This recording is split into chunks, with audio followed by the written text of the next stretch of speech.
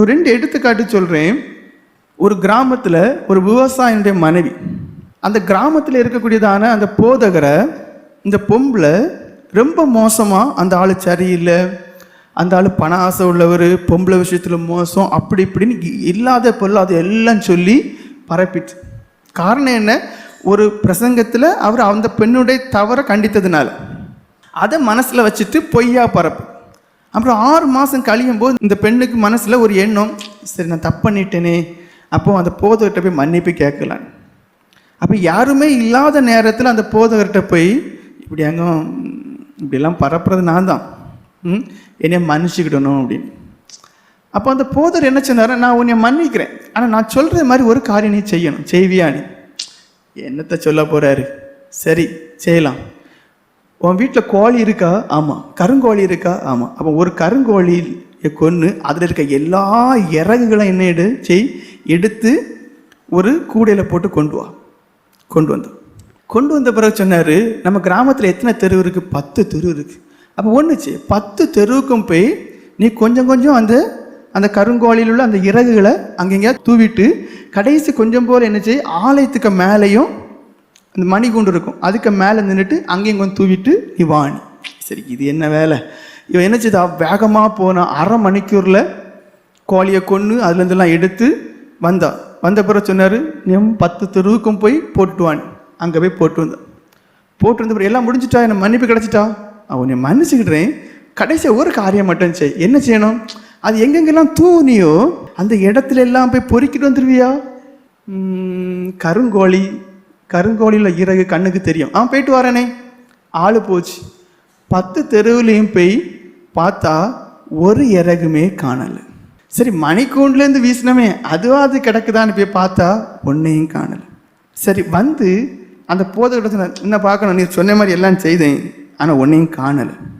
அப்போ தான் அந்த போதகர் சொன்னார், ஒரு சில காரியங்களை நீங்கள் செய்தீங்கன்னா அதுக்கு மன்னிப்பு கேட்கும்போது மன்னிப்பும் கிடச்சிரும், 2வது அதனால் பெரிய டேமேஜ் வராது. ஆனால் அந்த பொய் இருக்க, ஆனால் இந்த பொய் சாட்சி இருக்க, ஆனால் இந்த அவதூறு இருக்க, அதை ஒருக்கா நீங்கள் பரப்புனீங்கன்னா அதுக்கு பிறகு அதை ஒரு காலமும் நிவர்த்தி செய்ய முடியாது. காரணம் என்ன? நீங்கள் ஒரு ஆள் சரியில்லைன்னு சொல்லி பரப்பக்கூடியதான துர்ச்செய்தி ஒரு ஆள்கிட்ட மாறி உங்களுக்கே தெரியாது எத்தனை 100, எத்தனை 1000, எத்தனை லட்சத்துக்குள்ள பரவி இருக்குன்னு. அதை ஒரு காலம் என்ன செய்ய முடியாது, திரும்ப அவருடைய மனநிலையிலிருந்து நீங்கள் நல்லவேன்னு சொல்லி மாற்றி அமைக்கவே முடியாது. அப்போ சரி செய்யப்பட முடியாத ஒரு பெரிய ஒரு தவறு என்னன்னா பொய் சாட்சி, புறங்கூறுதல். பொய் தானே நினைக்கிறோம், ஆனால் அதனுடைய விளைவு மகா கொடிது. ஒரு தகப்பனுக்கு ஒரு மகன் இருந்துச்சு, அந்த மகன் நல்லா போய் சொல்லுவான். அப்போ அந்த பையனை திருத்தணுங்கிறதுக்காண்டி அவங்களுக்கு ஒரு கார்டன் உண்டு, கார்டனில் அவனுக்கு பிடிச்ச ஒரு மரமும் உண்டு. அப்போ சொன்னார், டே பிள்ளைங்க வா, ஒரு சாயங்காலம் வேலையில் கூப்பிட்டார். இன்றைக்கி எத்தனை போய் சொன்னா பிள்ளை? அவன் கேஷுவலாக சொன்னான், இன்றைக்கி ஒரு 10, 20 போய் சொல்லியிருப்பேன். அது அவனுக்கு என்ன தெரியலை, பெருசாக தெரியலை. அப்போ சொன்னார், சரி 20 போய் சொன்னியா, ஒரு 10 பொய்ன்னு நினச்சிக்கேன். பிள்ளை என்ன செய், ஒரு 10 ஆணியை எடுத்துகிட்டு அந்த மரத்தில் அரை. ஏன் மரத்தில் அரையணுமா? பிள்ளை அரை. அப்போ என்ன செய்தான், 10 ஆணியை கொண்டு அவனுக்கு பிடிச்ச மரத்தில் 10 ஆணியை அரைஞ்ச பிறகு அந்த தகப்பனார் சொன்னார், பிள்ளை நீ இனி 10 பொய்யை யார்கிட்டலாம் சொன்னி அவங்ககிட்ட போய் நிவர்த்தி பண்ணணும். சரி, இது தானே, அது ஒன்று. நான் அம்மாட்ட சொன்னேன், தாத்தாட்ட சொன்னேன், என் ஃப்ரெண்டுகிட்ட சொன்னேன், நான் நிவர்த்தி பண்ணிடல.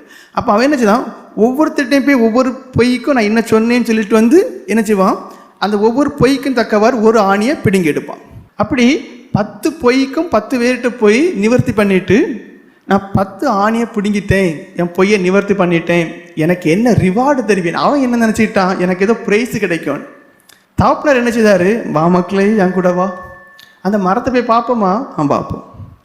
இப்போ என்ன செய்தா, 10 பொய் சொன்னால் 10 பொய்யை நிவர்த்தி பண்ணிட்டேன். ஆனால் நீ அரைஞ்சா தெரியுமா, அந்த ஆணினுடைய காயம் அது மரத்தை விட்டு போகுமா? போகாதுன்னு. சரி, ஏதாவது பண்ணி அடைக்க முடியுமா? அடைக்க முடியாது. அடைச்சாலும் கொஞ்ச நாள் கழிச்சு அதில் ஓட்ட தெரியுதாச்சு. அப்போ அந்த பையனுக்கு சொல்லி கொடுத்தார், பொய் தானேன்னு நீ நினைக்க, அந்த பொய்யினால் ஏற்படக்கூடியதான மன காயங்கள், அடுத்தவர்களுக்குள்ள ஏற்படக்கூடிய காயங்கள், விளைவுகள் அது ஒரு காலமும் மாறாது. நீ மன்னிப்பு கேட்டாலும் கூட. அன்னையோட பொய்ய விட்டு